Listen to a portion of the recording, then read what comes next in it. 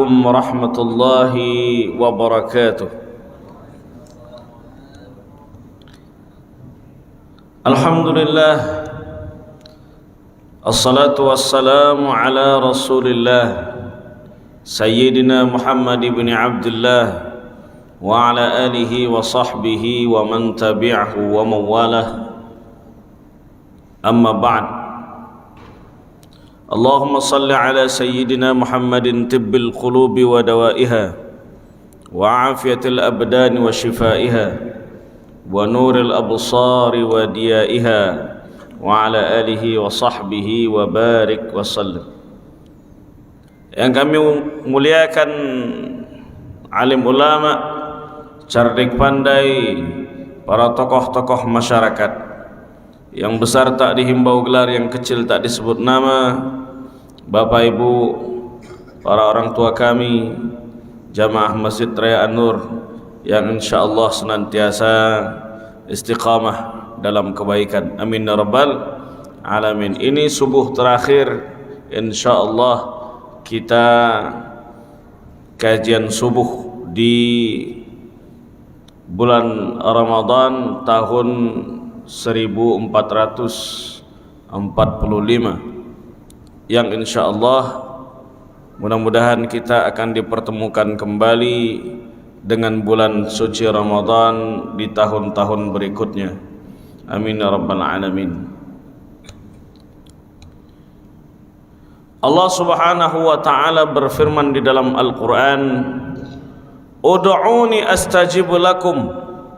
Mintalah kepadaku, kata Allah, maka aku akan menjawab segala munajatmu, maka aku akan menjawab segala doa-doamu. Oleh sebab itu kita tak boleh berputus asa dari rahmat Allah. Qul ya ibadiyalladzina asrafu ala anfusihim la taqnatu min rahmatillah. Wahai, katakanlah wahai hamba-hambaku yang mereka telah melampaui batas dalam berbuat dosa, jangan pernah berputus asa dalam memperoleh rahmat dan ampunan Allah. Terkadang kita mempertanyakan bahwa apa yang selama ini kita pintakan, kita munajatkan,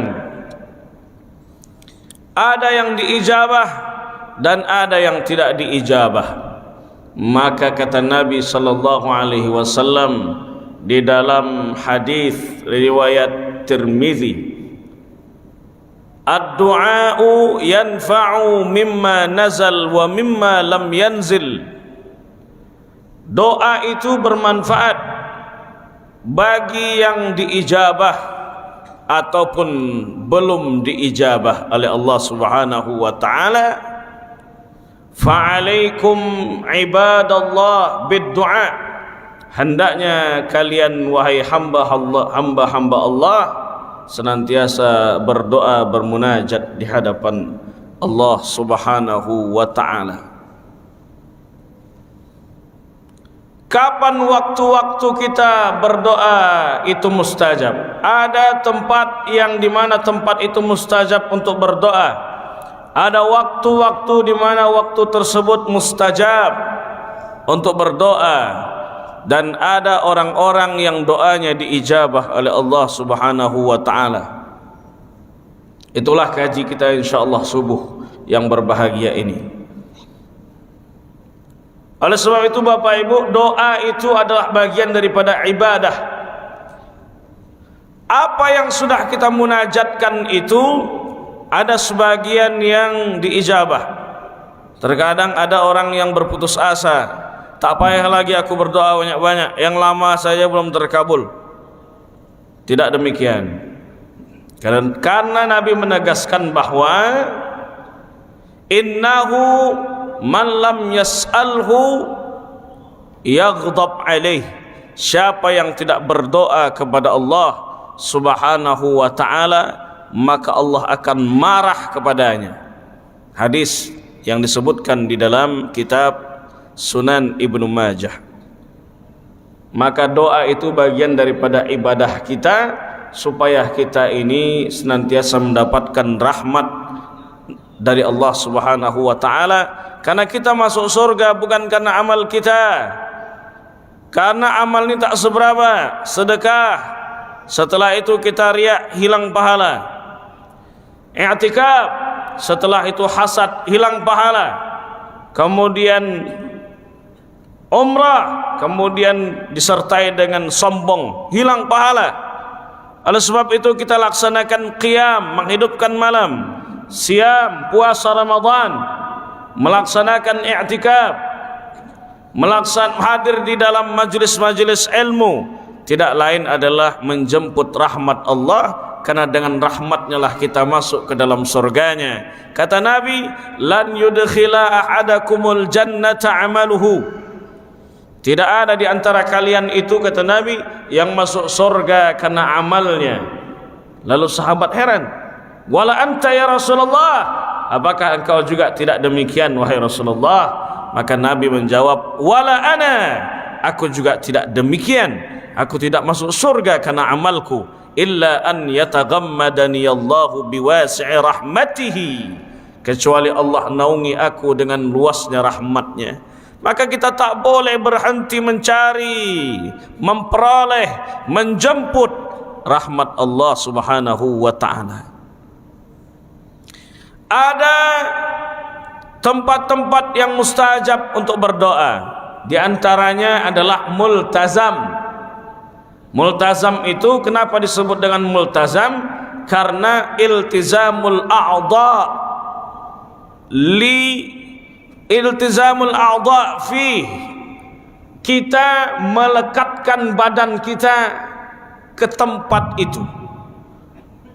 Apa yang dimaksud dengan multazam? Disebutkan dalam athar yang disebutkan oleh Abdullah bin Abbas radhiyallahu anhuma. Apa kata Ibnu Abbas? Bahwa ma bainar rukni wal babi, antara rukun, yang dimaksud rukun di sini adalah Hajar Aswad, wal bab, dan pintu dari Ka'bah itu adalah la yaqumu fihi insan, tidaklah orang berdiri melekatkan dirinya di sana illa ra'a fi hajatihi, kecuali apa yang menjadi hajat-hajatnya akan dikabulkan oleh Allah Subhanahu wa ta'ala. Mana tempat lain mustajab di sekeliling daripada Masjidil Haram adalah tempat-tempat yang mustajab untuk berdoa. Maka berdoalah sebanyak-banyaknya kalau seandainya Bapak Ibu berada di Masjidil Haram, di sekitar Ka'bah Al-Musharrafah. Mana lagi tempat mustajab dalam berdoa? Raudhah, taman-taman surganya Allah. Ma baina baiti wa mimbari raudhatun min riyadil jannah. Antara mimbarku, kata Nabi, dengan rumahku, taman dari taman surganya Allah Subhanahu wa ta'ala. Tapi sekarang sudah agak sedikit dipersulit masuk raudhah. Ada yang kadang tasrih, surat masuk izinnya itu tidak keluar, dan jatah masuk raudhah itu pun setahun hanya sekali. Daftar lewat aplikasi nusuk pun kadang tidak bisa masuk. Maka bagaimana? Maka tidak perlu memaksakan untuk bisa masuk ke dalam raudhah, sebab sekitaran Masjid Nabawi itu adalah bagian daripada tempat-tempat yang mustajab dalam berdoa. Kata Syekh Hisham Kamil Hamid Musa Asy-Syafi'i bahwa raudhah itu itlaqul juz'i min kullin, bahwa raudhah itu bagian kecil saja dari yang paling umum tempat mustajab berdoa. Yang al-kul itu adalah Masjid Nabawi secara utuh, tapi juz'un qalil, potongan kecilnya itu raudhah, tapi potongan terbesarnya adalah Masjid Nabawi. Di mana kita duduk di Masjid Nabawi itu, maka di situ tempat doa akan diijabah oleh Allah Subhanahu wa ta'ala. Ada waktu-waktu mustajab dalam berdoa. Saat kita berdoa di waktu tersebut, maka doa kita akan diijabah oleh Allah Subhanahu wa ta'ala. Kapan? Disebutkan dalam hadis, "Ithnatani la turaddani." Dua waktu yang tidak akan pernah doa ditolak di kala itu. Yang pertama adalah tahtal matari, ketika turun hujan. Yang kedua adalah inda nida'is salah, ketika azan dikumandangkan. Azan dikumandangkan, doa saat itu ketika kita lantunkan maka akan diijabah oleh Allah Subhanahu wa ta'ala. Dalam hadis yang lain, hadis riwayat Abu Daud, dikutip juga oleh Imam Ibnu Hajar Al-Asqalani di dalam kitabnya Bulughul Maram. Apa kata Nabi? Ad-du'a bainal iqamati, bainal adhani wal iqamah la yuraddu. Doa antara azan dan iqamah tak akan ditolak oleh Allah Subhanahu wa ta'ala. Begitu pula ketika turun hujan, apalagi hujan di Pekanbaru ini sekali turun lama, sampai menjadikan Pekanbaru itu kota berkuah, tak lagi kota bertuah. Sedangkan kami di Mesir, Bapak Ibu, hujan tuh setahun hanya 4-5 kali. Makanya kita di Riau ini mestinya bersyukur, curah hujan itu banyak. Kami sekali rintik-rintik saja langsung ambil HP, langsung memvideokan. Masya Allah, Allahumma sayyiban nafi'an. Saking bersyukurnya kami turun hujan, padahal cuma rintik-rintik. Sebab hujannya itu menandakan pergantian musim.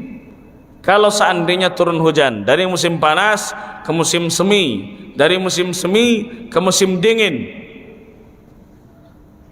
kemudian ke musim panas lagi, kalau seandainya turun hujan berarti menandakan sebentar lagi akan pergantian musim. Makanya rumah-rumah orang di Arab tuh tak ada yang pakai genteng. Semua flat-flat itu di atasnya rata saja. Sebab hujan jarang. Kalau kita wajar pakai atap genteng karena hujan terus. Itulah saat turun hujan, maka apa yang kita munajatkan itu diijabah oleh Allah Subhanahu wa ta'ala. Kapan waktu mustajab lagi dalam berdoa? Di sepertiga malam, saat kita bangun tahajud.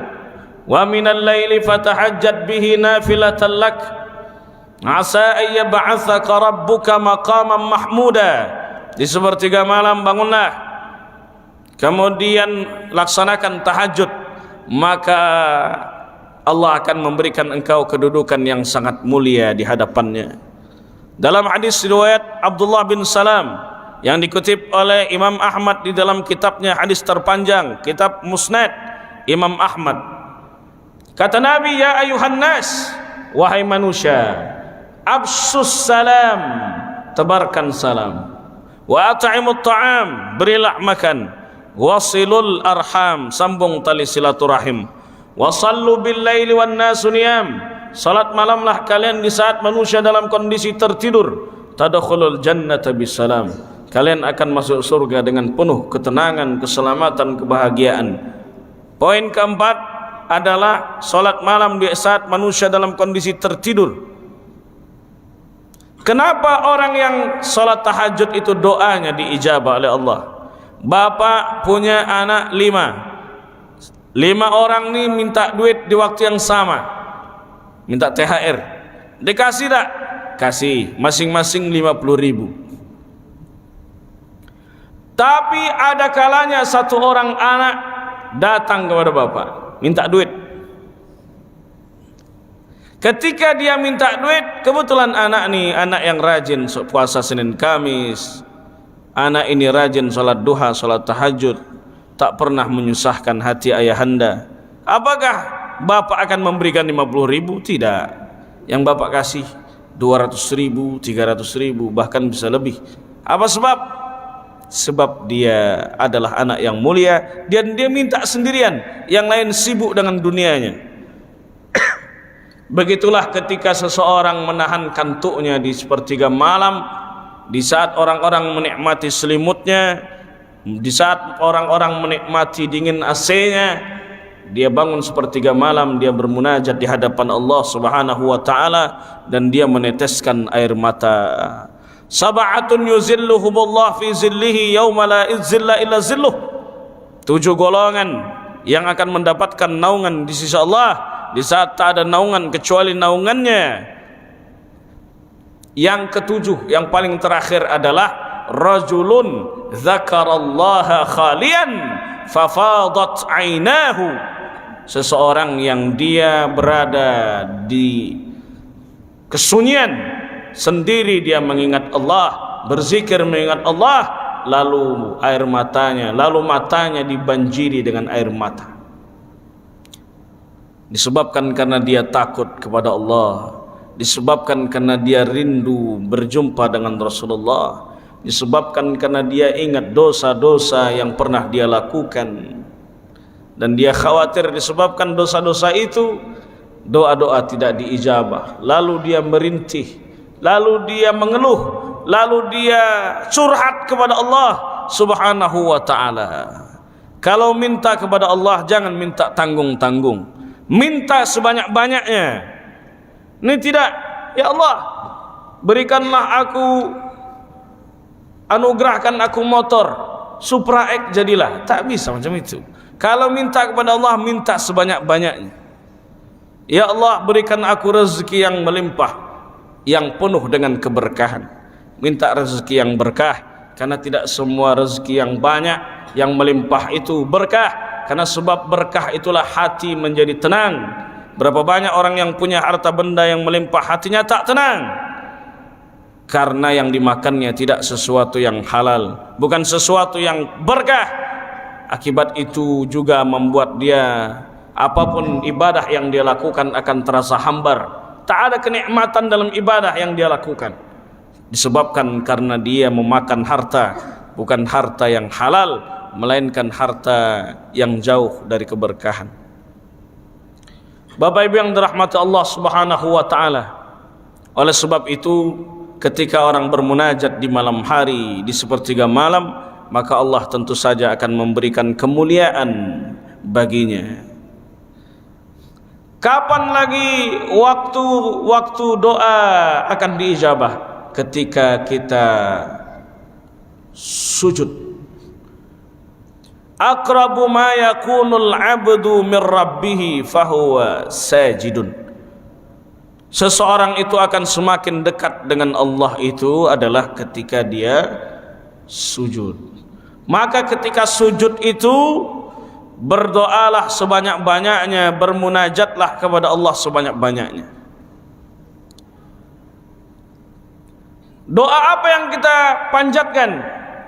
Apapun doa yang mau kita panjatkan, silahkan dimunajatkan. Yang penting kalau doa itu menggunakan bahasa ibu, jangan dilafazkan dengan lisan kita. Kalau dia doanya ma'thur, boleh dilafazkan. Tapi kalau seandainya doa itu adalah doa menggunakan bahasa masing-masing, bahasa orang Ngawa, bahasa Banjar, bahasa Jawa, bahasa Bugis, kalau mau berdoa pakai bahasa-bahasa masing-masing silahkan, tapi cukup di dalam hati. Lama sujud kita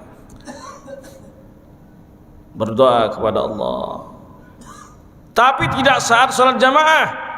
Kalau saat sholat jamaah imam berdoa saat sujud, nanti orang-orang yang baru mengenal Islam tuh bangkit dia, imam hilang ya kata dia. Itu orang khawatir pula imam hilang. Maka kalau seandainya kondisinya sedang sholat jamaah, iza amma ahadakumun nasa falyukhaffif. Kalau kalian memimpin orang sholat, kalian jadi imam di depan orang banyak, maka ringankan bacaan. Jadi imam itu mesti tahu kondisi makmum.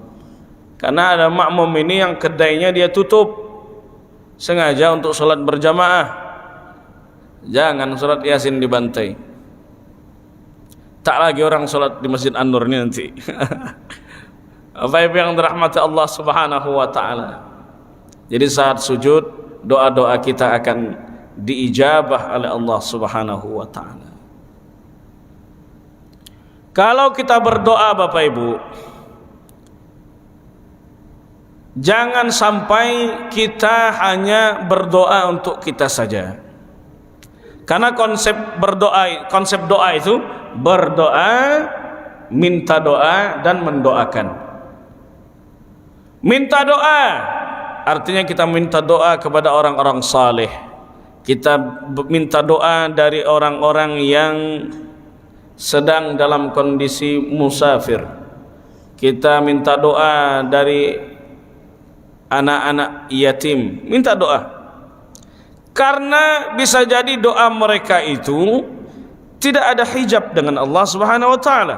Doa mereka yang diijabah oleh Allah. Doa kita mungkin karena dihalangi oleh maksiat, maka doa kita tidak diijabah oleh Allah Subhanahu wa taala. Termasuk diantaranya ketika kita makan sesuatu yang haram. Mat'amuhu haram, kata Nabi, makanannya haram. Wa mashrabuhu haram, minumannya haram. Wa malbasuhu haram, pakaian yang dia pakai haram, bukan milik dia. Wa ghuziya bil haram, dimasukkan segala sesuatu ke dalam mulutnya, sesuatu yang haram. Fa anna yustajabulah, bagaimana mungkin doa akan diijabah oleh Allah Subhanahu wa taala. Oleh sebab itu hindarkan sesuatu yang haram untuk disuapkan kepada anak-anak kita, karena itu yang menyebabkan mereka bebal, degil. Apa degil itu? Nakal. Nasiyatin kadzibatin khati'ah, nanti apa yang dimakan menjadi segumpal darah lalu dipompakan ke kepala yang menyebabkan dia bebal. 10 kali diterangkan guru tak paham-paham. Na'udzubillahi min zalik. Maka masukkan segala sesuatu yang halal supaya dia menjadi anak yang saleh, supaya dia mudah memahami apa yang diajarkan oleh gurunya. Apalagi yang menyebabkan doa tidak diijabah? Yang menyebabkan doa tidak diijabah adalah kemaksiatan. Maksiat ini tak ada pula yang tak indah. Semua maksiat indah. Termasuk orang yang berjudi, kalah berjudi masih mau berjudi. Tahan dia minjam duit untuk bisa main judi slot tu lagi. Termasuk orang yang menggunakan narkoba sampai dia sakau. Dia menikmati keindahan dunianya. Apalagi yang tak indah dari kemaksiatan itu? Semua indah. Orang yang tak puasa itu maksiat, dan dia menikmati, kata dia tak puasa ini indah. Dia puasa sebulan itu cuma 3 hari saja, sisanya nongkrong di Kelambu, nongkrong di kedai kopi, tak puasa. Bagi dia itu indah. Kenapa? Kata Allah, fazayyana lahumus syaitanu a'malahum. Syaitan menghiasi perbuatan manusia seolah-olah perbuatan mereka itu indah. Cobalah Bapak Ibu, kalau kita duduk ghibah menceritakan aib orang, ada tak di situ kenikmatan? Oh, ada berita baru. Semakin kecil suaranya, maka semakin akurat beritanya. Menceritakan aib orang, ada kenikmatan di situ. Kenapa? Syaitan yang menghiasi perbuatan dia seolah-olah perbuatan dia itu indah. Akibat maksiat itulah doa kita tak diijabah oleh Allah, karena kita menentang Allah Subhanahu wa taala. Apa sebab doa tidak diijabah oleh Allah? Karena hati kita ini adalah hati yang ghafil, hati yang lalai. Dalam hadis riwayat Tirmizi, ud'ullaha wa antum muqinuna bil ijabah. Berdoalah kepada Allah dan kalian yakin doa-doa kalian diijabah oleh Allah Subhanahu wa ta'ala. Wa'lamu, dan ketahuilah, annallaha la yastajibu du'aan min qalbin ghafilin lah. Tapi kalian harus tahu bahwa Allah tidak mengijabah doa dari hati orang yang lalai dari Allah Subhanahu wa ta'ala. Di saat dikasih nikmat dia tak mau ucapkan alhamdulillah. Di saat dia melakukan dosa-dosa kecil dia tak ucapkan astaghfirullah. Di saat dia melihat sesuatu yang menakjubkan dia tak ucapkan subhanallah. Di saat dia dihadapkan sesuatu yang memberatkan dia tak ucapkan la haula wala quwata illa billah, hasbunallah wa ni'mal wakil, ni'mal maula wa ni'man nasir. Di saat dibacakan Al-Quran mereka sibuk dengan obrolan-obrolan mereka. Mereka tak mau dengarkan orang-orang yang membacakan Quran, padahal saat itu akan diturunkan rahmat Allah. Mereka hanya ingat ketika saat terbaring di atas kasur sedang sakit, baru dia ingat dengan Allah. Maka hati yang lalai ini tak akan diijabah doa oleh Allah Subhanahu wa ta'ala. Maka isi hati kita dengan zikir mengingat Allah. Fazkuruni azkurkum. Ingatlah kepadaku, kata Allah, aku akan ingat kepada engkau. Apalagi yang menyebabkan doa tidak diijabah? Tidak ditegakkan amar ma'ruf nahi mungkar. Nabi menegaskan, muru bil ma'ruf, tegakkan yang ma'ruf, wanhau 'anil munkar, cegah dari kemungkaran. Qabla an tad'ullaha fala yastaghfir, qabla an tad'ullaha fala yastajibu lakum. Sebelum kalian berdoa, doa tak akan diijabah. Wa qabla an tastaghfiruhu fala yaghfiru lakum. Sebelum kalian berdoa, doa tidak akan diijabah oleh Allah Subhanahu wa ta'ala. Ada orang yang meminta hujan, melaksanakan salat istisqa sebulan penuh, memohon ampun, meminta hujan, salat di tanah lapang selama sebulan, tak kunjung turun hujan. Maka dia perlu untuk bermuhasabah, perlu untuk evaluasi.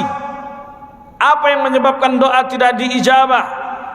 Bisa jadi karena dia tidak peduli terhadap lingkungan mereka, bahwa di lingkungan mereka itu terjadi kemaksiatan, kemungkaran. Kata Sufyan, ya Rasulullah, anahliku wa fina salihun? Apakah kami akan tetap celaka sedangkan di tengah-tengah kami masih banyak orang-orang saleh? Kata Nabi, na'am, ya, idza kathural khabath. Kalau kemaksiatan kalian biarkan bertebaran di tengah-tengah kalian. Minta ampun sudah. Saat salat istisqa tak juga kunjung turun hujan. Bisa jadi mereka tidak menegakkan amar ma'ruf nahi mungkar. Mereka biarkan kemungkaran-kemungkaran bertebaran di tengah-tengah mereka. Itulah yang menyebabkan kenapa doa tidak diijabah oleh Allah Subhanahu wa ta'ala. Berdoa sudah, minta doa sudah, kemudian berikutnya adalah mendoakan. Saya selama di Kairo itu jarang doa untuk diri sendiri. Ya Allah, sehatkan aku, beri aku ilmu yang bermanfaat. Kalau menjelang ujian, biasanya saya yang mendoakan saya. Ya Allah, sehatkan Grand Sheikh Al-Azhar Mesir. Sehatkan ulama-ulama Al-Azhar. Berikan mereka kekuatan dalam mengemban wasatiyah Al-Azhar. Ya Allah, berikan kemudahan saudara-saudaraku, mahasiswa-mahasiswa di Mesir dalam menuntut ilmu. Berikan mereka kemudahan dalam menuntut ilmu, dalam menghadapi ujian. Lebih banyak mendoakan daripada doa untuk diri sendiri. Di dalam hadis yang sahih Bapak Ibu, ketika kita mendoakan orang lain dengan doa kebaikan, turun malaikat Allah Subhanahu wa ta'ala lalu berkata, walaka mithluhu, kau sama dengan apa yang engkau doakan. Pak Haji, mudah-mudahan selamat sampai tujuan. Nak balik ke mana? Balik ke Air Molek misal. Selamat sampai tujuan. Kebetulan kita pun mau mudik juga, mau balik ke Pariaman. Turun malaikat Allah, walaka mithluhu, keselamatan pula bagi engkau. Mendoakan orang keberkahan, Barakallahu fil mauhub. Semoga Allah memberkahi engkau dengan apa yang dikaruniakan Allah kepada engkau, karena engkau diberikan anak oleh Allah Subhanahu wa taala.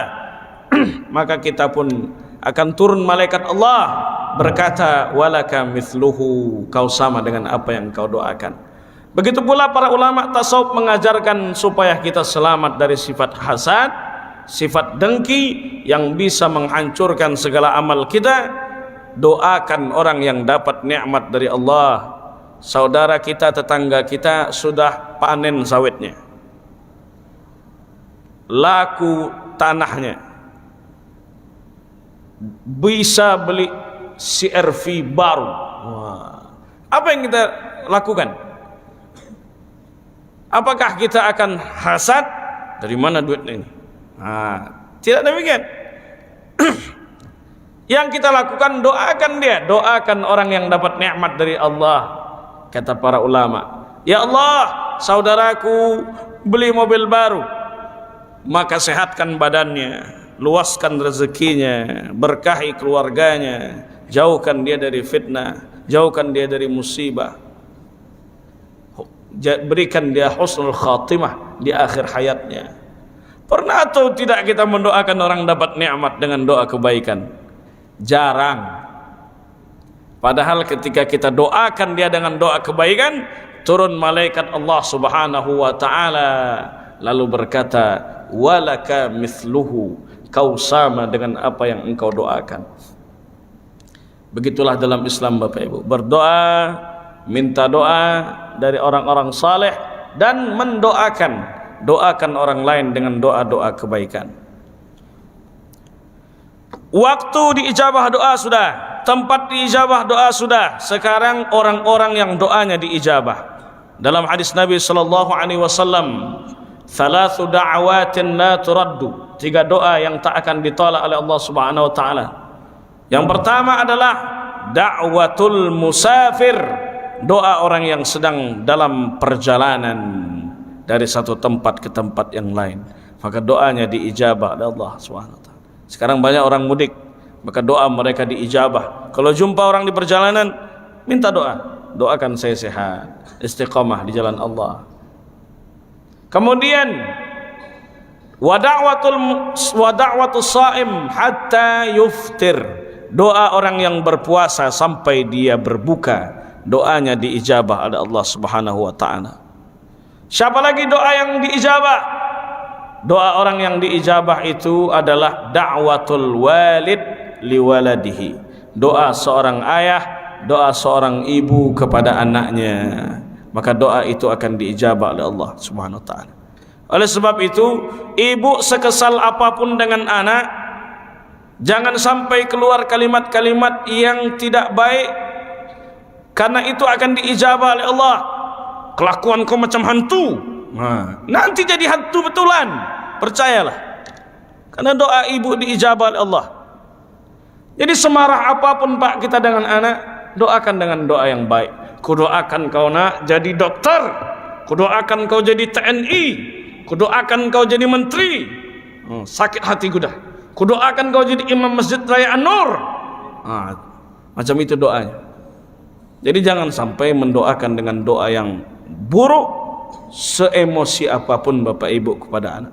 Karena doa Bapak Ibu mustajab, yang mengatakan adalah Rasulullah sallallahu alaihi wasallam.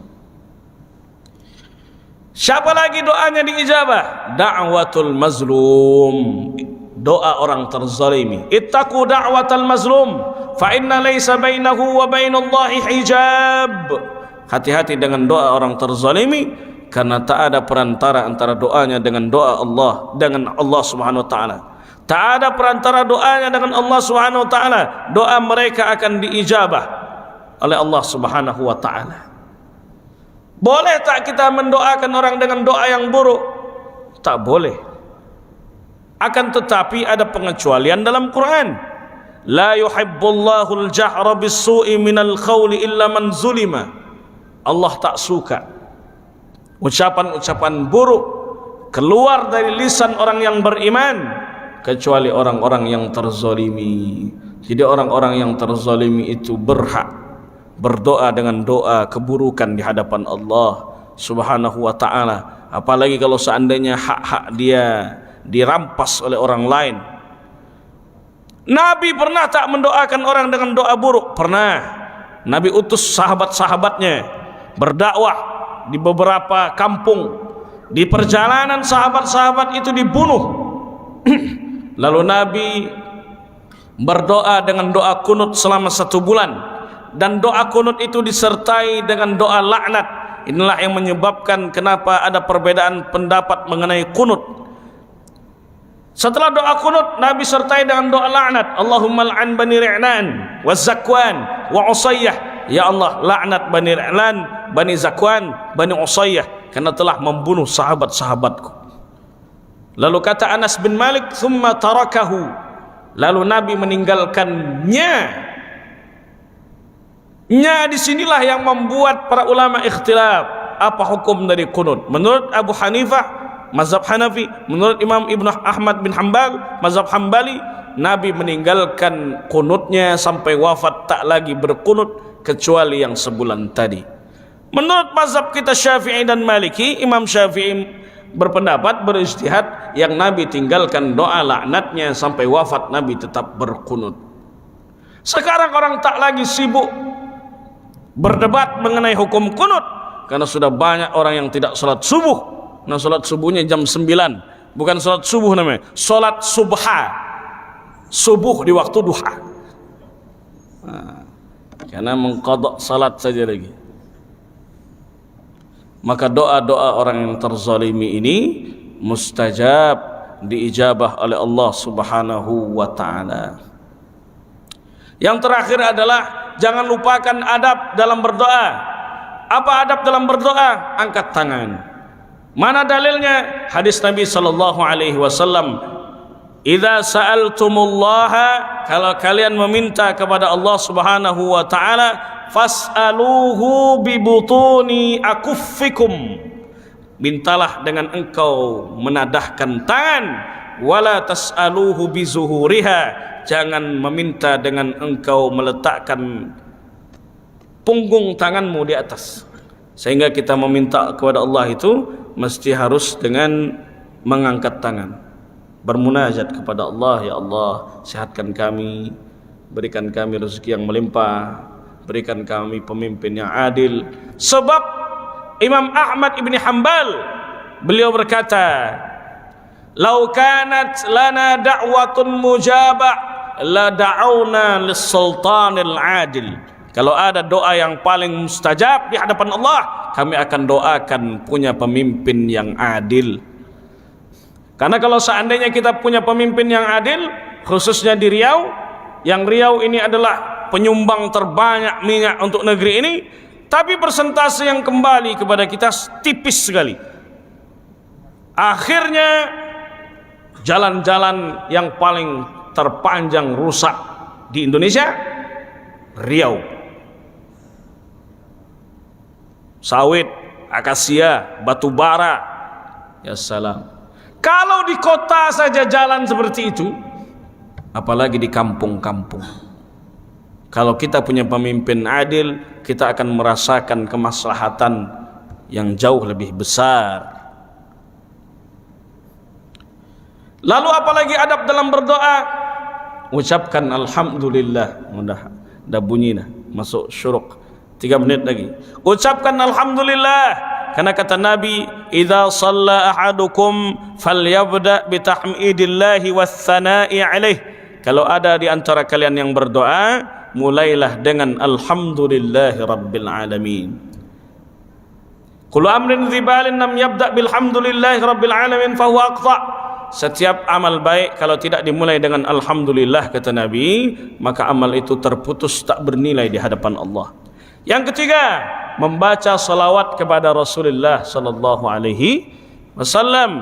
Dalam hadis disebutkan bahwa, hadis riwayat Imam Hakim di dalam kitabnya Al-Mustadrak, bahwa Nabi Adam pernah bertawassul menyebut nama Muhammad sallallahu alaihi wasallam. Dalam riwayat dikatakan bahwa, "Ya Rabbi, wahai Tuhanku," kata Nabi Adam alaihissalam, bihaqqi Muhammadin lama ghafartali, dengan menyebut nama Muhammad sallallahu alaihi wasallam engkau ampunkan segala dosaku. Lalu kata Allah, ya Adam, wahai Adam, kaifa arabta Muhammadan walam akhluqhu, dari mana engkau tahu tentang Muhammad, aku belum ciptakan dia? Qala, Nabi Adam menjawab, ya Rabbi, wahai Tuhanku, lamma khalaqtani biyadika wa nafakhta fi min ruhik, ketika engkau ciptakan aku ya Allah, rafa'tu ra'si, aku angkat kepalaku, fara'aitu qawaimal arsy maktuban la ilaha illallah Muhammadur Rasulullah, aku lihat tiang-tiang langit itu tertulis la ilaha illallah Muhammadur Rasulullah, fa'alimtu annaka lam tudif ila ismika illa ahabbal khalq ilaik, dan aku tahu bahwa engkau tak akan menyandarkan nama kepada nama engkau ya Allah kecuali hamba yang paling engkau cintai. Maka bertawassul kepada Nabi Muhammad sallallahu alaihi wasallam adalah salah satu cara supaya doa-doa kita diijabah oleh Allah Subhanahu wa taala. Ada yang tak percaya dengan tawassul Nabi Muhammad, silahkan tawassulnya dengan amal soleh saja. Boleh tawassul dengan amal soleh, termasuk ada hadis Nabi sallallahu alaihi wasallam dalam riwayat Bukhari dan Muslim, 3 orang yang sedang berada di dalam gua, terjebak, tertutup mulut gua tersebut, lalu masing-masing mereka bertawassul kepada Allah. Hadis ini diriwayatkan oleh Ibnu Umar. Yang pertama adalah, ya Allah, aku tidak akan pernah memberikan susu kepada anak dan istriku kecuali ibuku sudah minum terlebih dahulu. Ya Allah, kalau itu kebaikan bernilai di hadapan engkau, bukakan mulut gua ini. Maka batu tersebut terbuka sedikit. Satu lagi, ada yang berkata dari 3 pemuda tersebut, ya Allah, bahwa dulu aku pernah hampir berzina dengan anak pamanku, dan dia aku berikan 100 dinar. 100 dinar itu sekitar 400 juta lebih sekarang. Dan aku sudah dekat untuk akan berzina. Aku tinggalkan itu karena aku takut kepada engkau. Kalau aku meninggalkan zina ini adalah bernilai di hadapan engkau, bukakan gua tersebut. Terbuka separuhnya. Lalu ada yang ketiga, adalah seseorang, ya Allah, dulu aku punya pekerja, pengelola sawahku. Kemudian aku berikan dia 1 rantang jagung, berikan jagung, kemudian dia menolaknya. Berikutnya dia datang lagi, dia minta kepadaku, mana hakku, kata dia, mana gajiku, kata dia.